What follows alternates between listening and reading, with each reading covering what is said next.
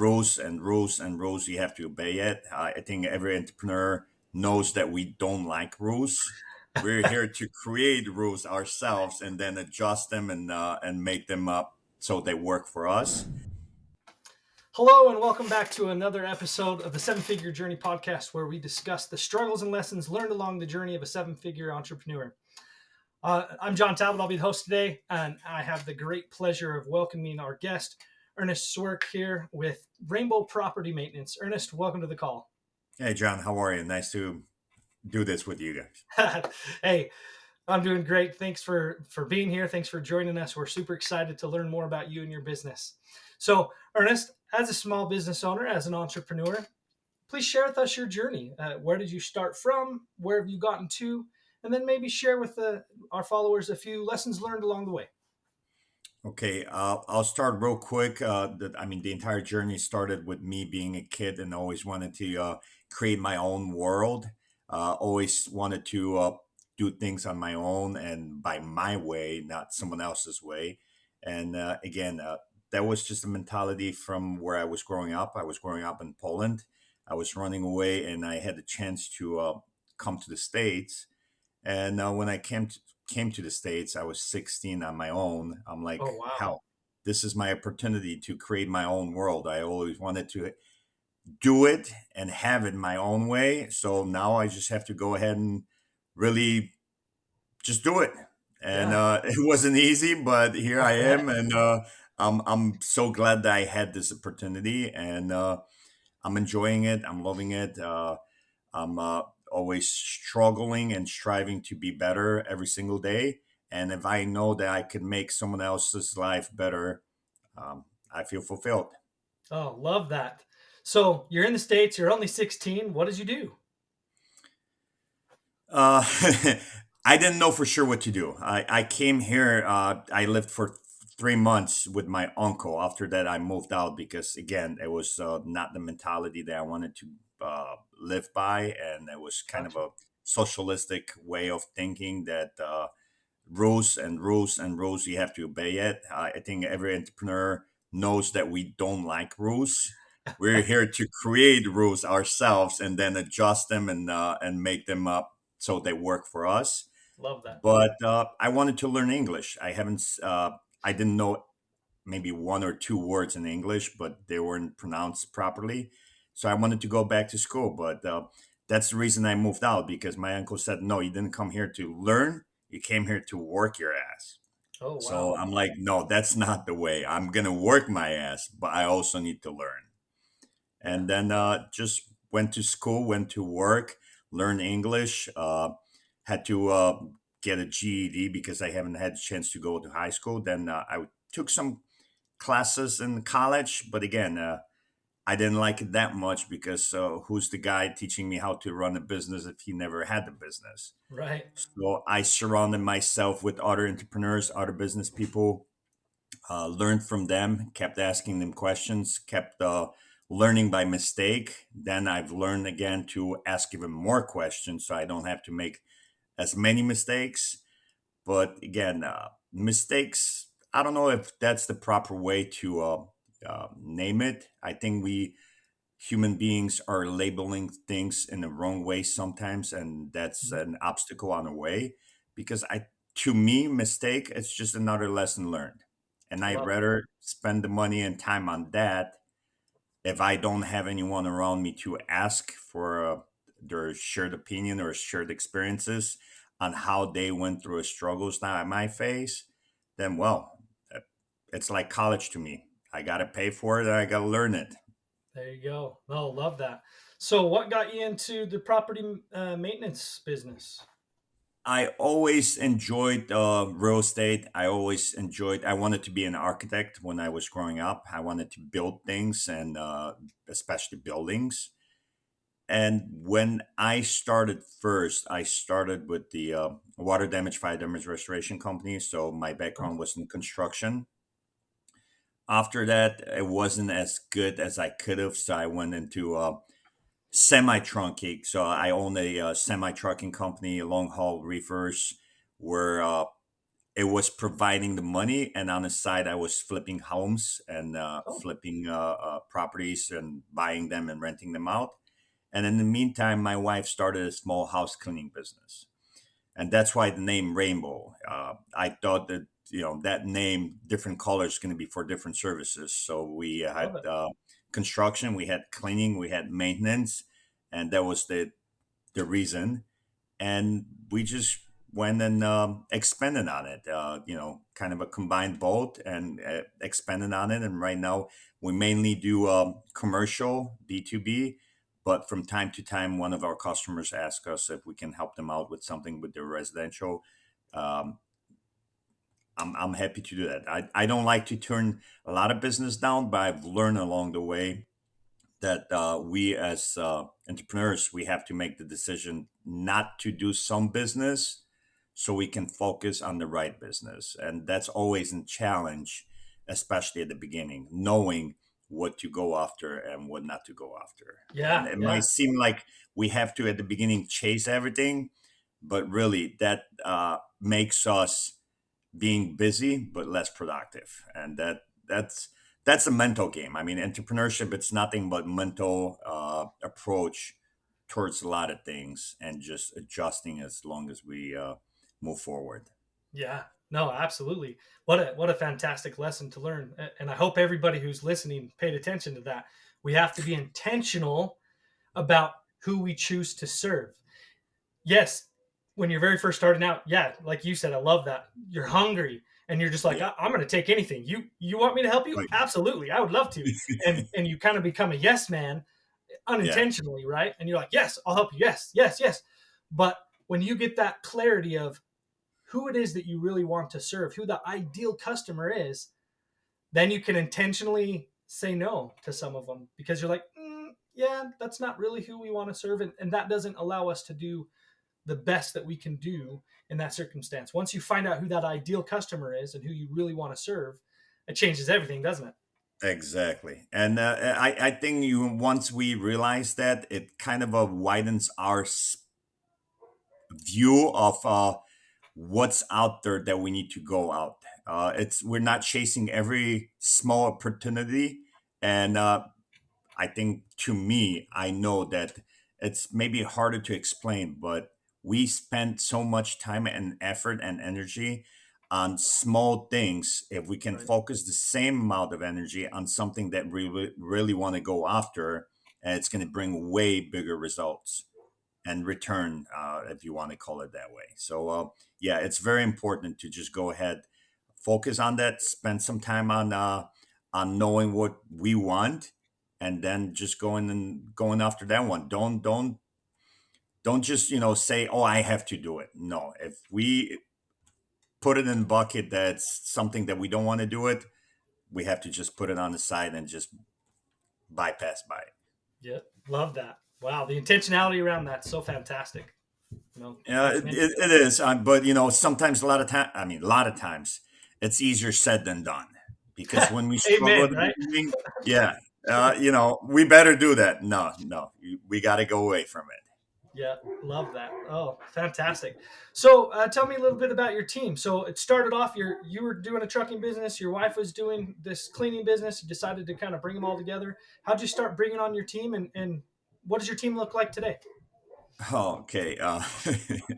Everybody probably knows that the team is probably the heart of our business. Love Uh, that. it's similar maybe to like the customers we're going after, because at the beginning we hire whoever we think going to be helping. Right. But I also look at it that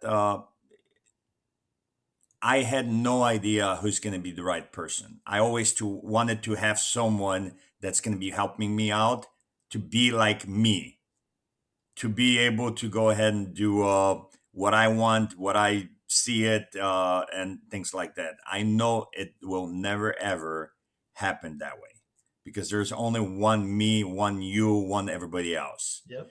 And then I've realized where are my weaknesses. And then I started to hire people that could cover and benefit me on that side where I'm weak at. And I think there's two kinds of people. One could be visionaries, and one will be people who love detail, love organizing things. Yeah. I thought I could be both, and maybe some people could, but then I'm like, no, I'm a visionary. I like to chase several different things. I like to be involved here and there. I like to build connections. Our business is building relationships, providing services, and it happens to be that it's facility maintenance. Oh, I'm going to repeat that because that was awesome. Our service is building relationships, then providing a service. Love that. Fantastic. Yeah, thanks for saying. But again, it took some time, and I think now we all know what our vision is. We all know what our mission is, and it just helps along the way. I mean, of course, it's hard to say, but as we grow, some people might have to adjust to it, and some Right. don't like to adjust to it. So we might have to find a different seat for them, or just do whatever's necessary. I mean, we don't want to get away from someone that spent some time with us, but if it's too much stress for that person at that certain time, well, we have to make the choice and they have to make the choice. And Yeah. if you with someone for a couple of years or a few years, it's like almost a family member. Yeah. But again, it's just adjustments, constant adjustments. And some businesses, some companies, they like to be at that one level. But to me, if we're not just expanding, not adjusting with times, not adjusting with markets, not adjusting with uh, other things, we're dying. We're going Yeah. down the hill. So to me, I always kind of go up the hill, and I'm aware now that not everybody is able to keep up with my speed. So I just have to either slow down, lead, or if necessary, go back and push people up. Yeah. And Love that's, that. I think the leader's job, the entrepreneur's job, to go ahead and be flexible, to adjust and adapt to every position in the company if necessary. But Oh again, man, that could be me. yeah, no, I love that, and I love. I hope everybody paid attention to what Ernest just said because we want to help people, and as leaders, as entrepreneurs, it's our job as the owner to lead and learn and grow our crew, our people, and we need to train them up when we start to grow and develop. Things change. We got to train them up, or unfortunately, sometimes we got to train them out. And that doesn't mean that we can't do it with dignity. We can't do it with kindness. Exactly. We say, "Hey, you're on this seat in the bus right now, and it's been great. It's been fantastic. And what got us here is not going to get us there. So now we got to adjust and pivot, and we got to change.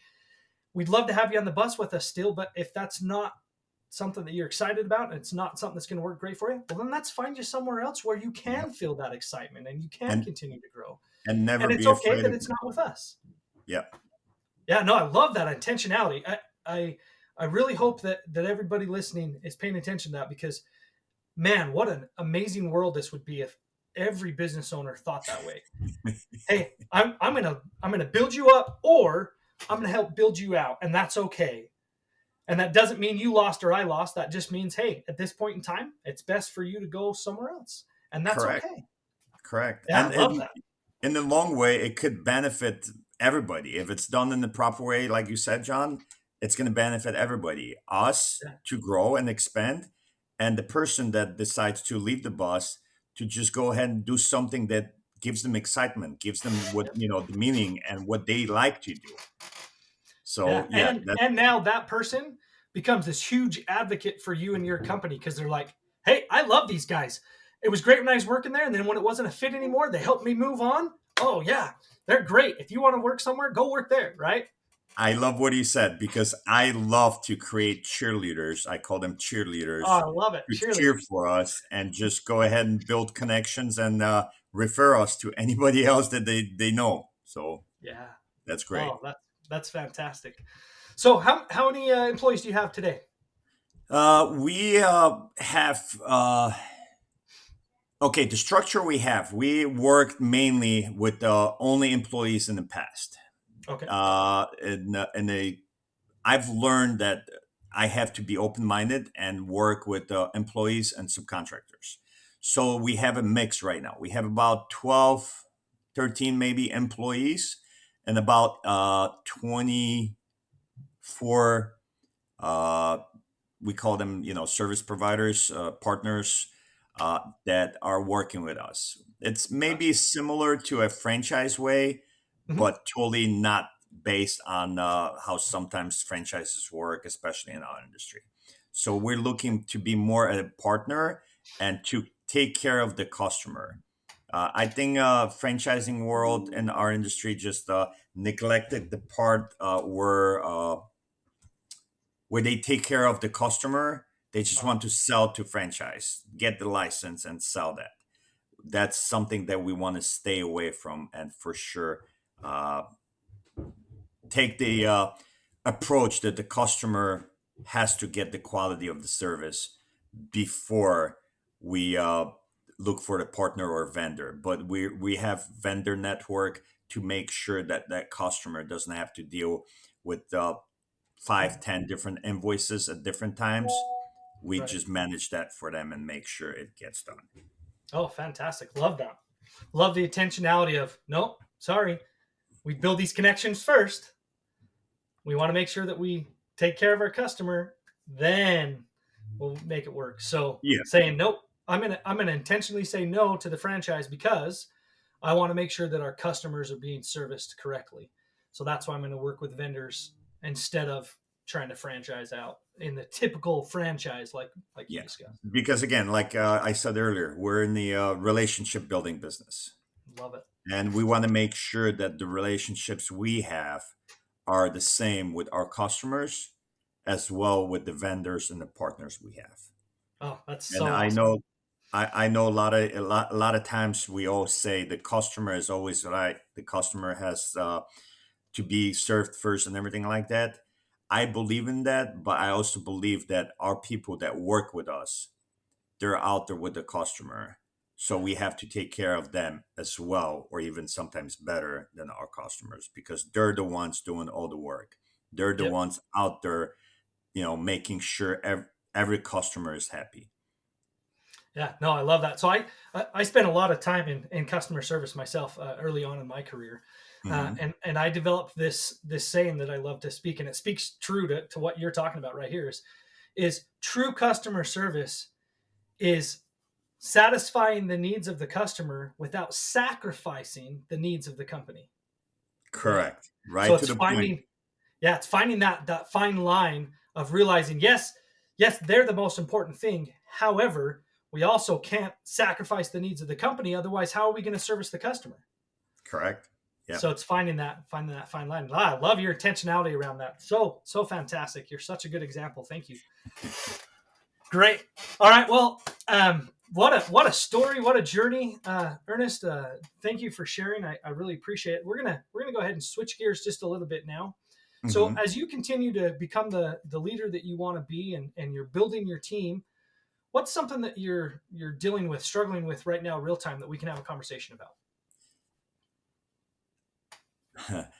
It's a great question, which I'm not 100% sure if I have the right answer for it. Okay, no worries. There And is and no I wrong or right answer. and I've heard that maybe in the past from some people that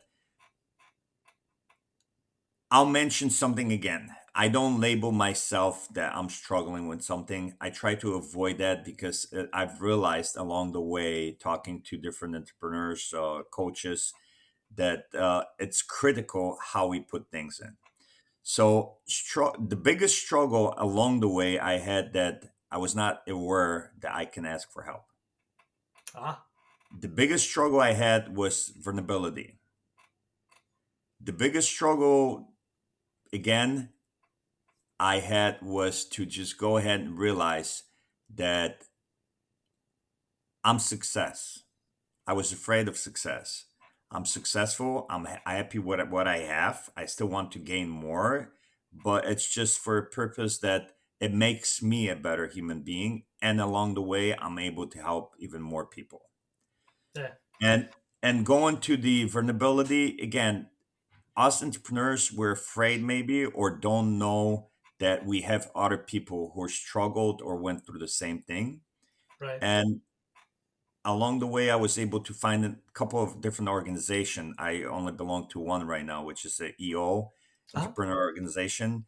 It's tremendous how I look at things differently. It's tremendously opening my mind on having a forum and talking to just letting it outside of me. It's almost like I have this garbage that I'm trying to carry with me, and Right. with this group or this mentality, I'm able to put that garbage on the side, the bag that is slowing me down, and it's just unbelievable. And then asking for help. I mean, us, especially men, we always thought we have to support for everyone. We have to take care of ourselves. We have to protect others. But no Right. one teaches us how to protect us, how to make us aware that it's nothing bad to go ahead and knock on the door and ask, can you help me out? Can you provide me a better directions? Can you loan me glasses so I can see a road better, or Right. light so I can see that? I mean, these are the things that no one wants to talk about because everybody's maybe like ashamed of it. But I think more I talk about it and more I share my experiences with others, I see that they're feeling better. I'm feeling even better than them. Right. But it's like it feels to me for a long time, I could have accomplished way more if I was just going and using those tools. Love that. But I try also not to regret. Again, I mean, there's plenty of time ahead of me. I just have to realize it that I now have a better leverage. And with this leverage, if I just set my mind on it, perfect. I mean, of course, there's one more thing that helped me with it, but I had to reread it several times. And I believe that sometimes we're not ready to see a sign or see something until we're ready. Hmm. And there's a book called Think and Grow Rich Yep. uh, that I've heard this. There's three words that resonate with me. It's like envision something, believe in it, and then you can achieve it. Love that. But again, how I understood it before, it didn't make sense. Now I know that if we really set our minds on something that we believe in it and we can visualize that, there's no stopping. Again, it's easier said than done, but Yep. it's doable. Yeah, absolutely. And I love your intentionality again around your role as a leader, saying and being willing to admit to the fact that, hey, I don't have all the answers, and that's okay. The best leaders don't have all the answers. Correct. They're just willing to listen to the right one when they hear it, right? And knowing how So to it's listen. yeah, so it's surrounding yourself intentionally, like you discussed earlier. Hey, I understand what my weaknesses are. And that's okay. I'm human. I have weaknesses. There's things I'm really good at, and there's things I'm not so good at. And that's okay. So I'm going to intentionally surround myself and hire people that have those strengths where I have weaknesses. Correct. And what you're doing is now going a step further and saying, and I'm okay with having somebody else to go talk to about these things, and maybe they know something I don't. So here at Elite, we talk about this all the time. We say, hey, you know what? Everybody needs a coach. Yep. Everybody. Even Yep. coaches need coaches, right? Exactly. Because when we're down in the trees working, we don't see that 30,000 foot view, and we need an outside perspective to maybe see some things that we're blinded by. Because when we're going, we unintentionally put blinders on, right? You Because say we're it focused, perfectly. we're razor focused, we know where we're going, and then we're not seeing all these other things. And Yep. so the fact that you came to that realization, said, oh no, not only is it okay for me not to have the answers, not only is it okay for me to have some weaknesses, but I can also go ask for help and find people that can help me through this. Oh, Yep. wow. That's Yeah, awesome. but again, I hope and I wish that a lot of us entrepreneurs are seeing that, like you just said it, and will come out of the box. I call it the box, and not be locked in by themselves, by ourselves, and just go ahead and go out there and ask for that help and ask Yeah. and look for the coach and broaden the view.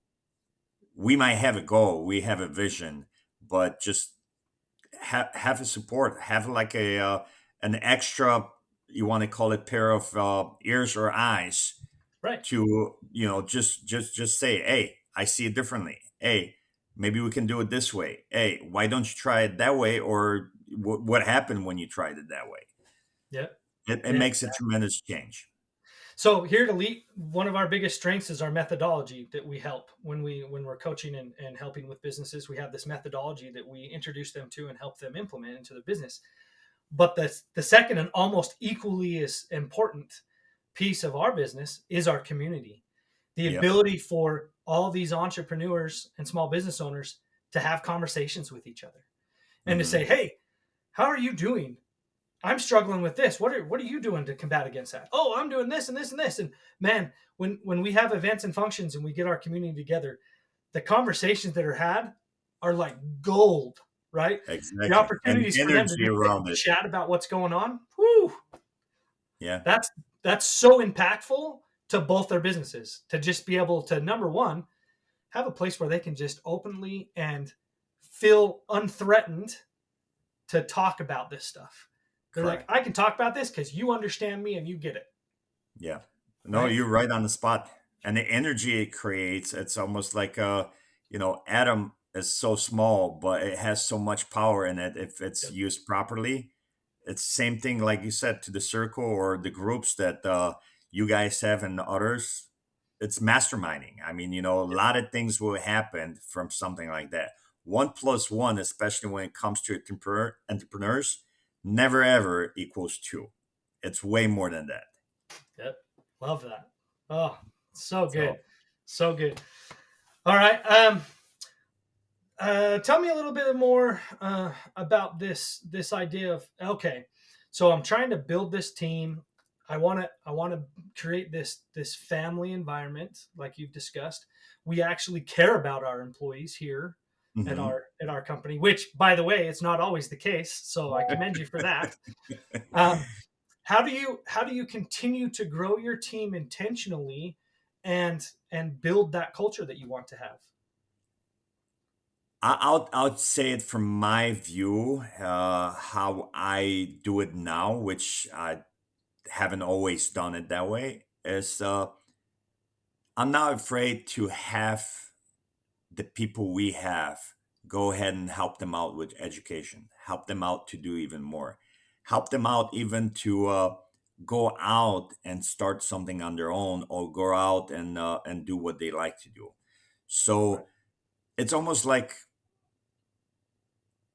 sharing your knowledge and the wisdom with everybody else without being afraid that they leave you. Which is hard. That it's hard because, I mean, again, you invest the time and the energy, effort, and everything else to have that person to work in your team the best, so your team is as strong as possible. But how I look at it is, if they want to go ahead and join other team, let them do what they want, but it's going to kick us up in our butt to go Yeah. ahead and be even better, to look for someone else, and maybe that someone else is going to be even better. Right. But we were just used to that person so much that we didn't see that we can get even better.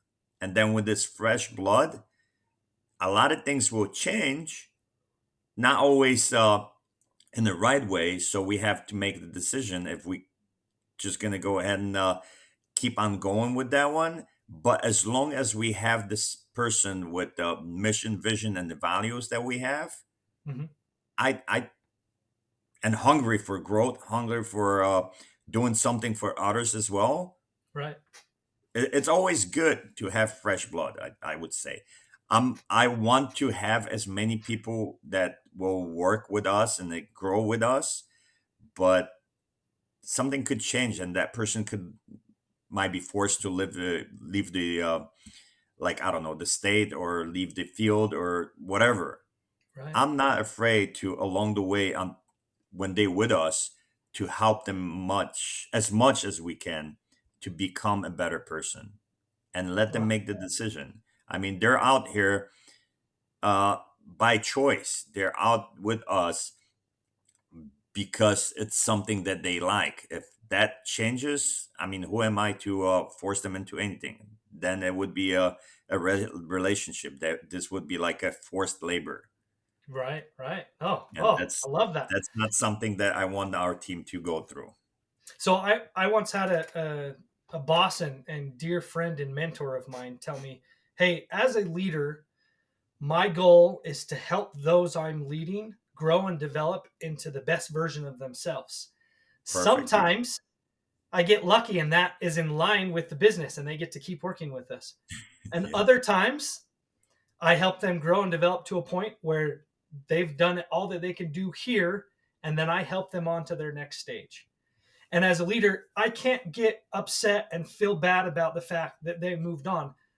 In fact, I need to do the exact opposite. And I need to realize in myself, hey, I did my job.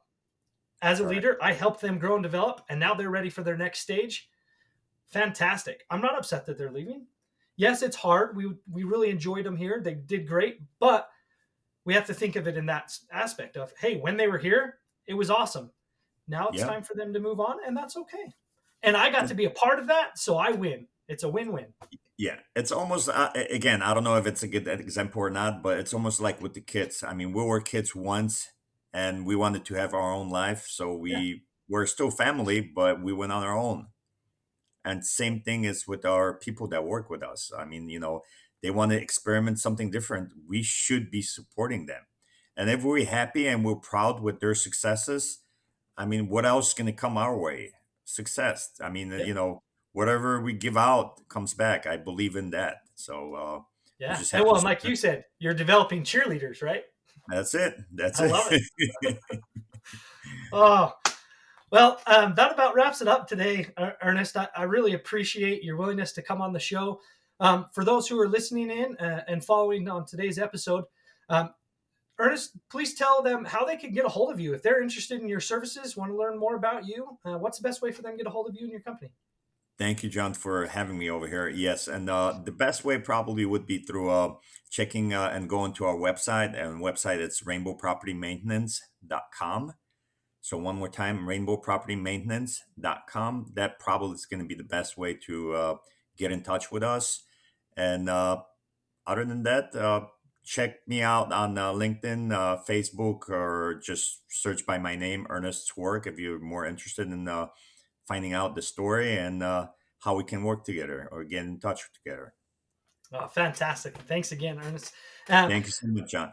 you bet. So, those who are listening in today, hey, if you heard something today and you're like, oh, I like that, don't forget about it. Make sure that you are intentional about taking action on that and implement it into your company. You won't regret it in the long run, I promise. The other thing is if you hear something that made you think of somebody else that you're like, oh, this would be really helpful for them. Go ahead and share this episode with them. Let them hear this. Yep. Share what you learned today with them. Let's create as much value together as a community with as many people as we possibly can. We appreciate you coming. We're as always, we're grateful for you taking the time to follow our show, and that concludes another episode of the Seven Figure Journey podcast.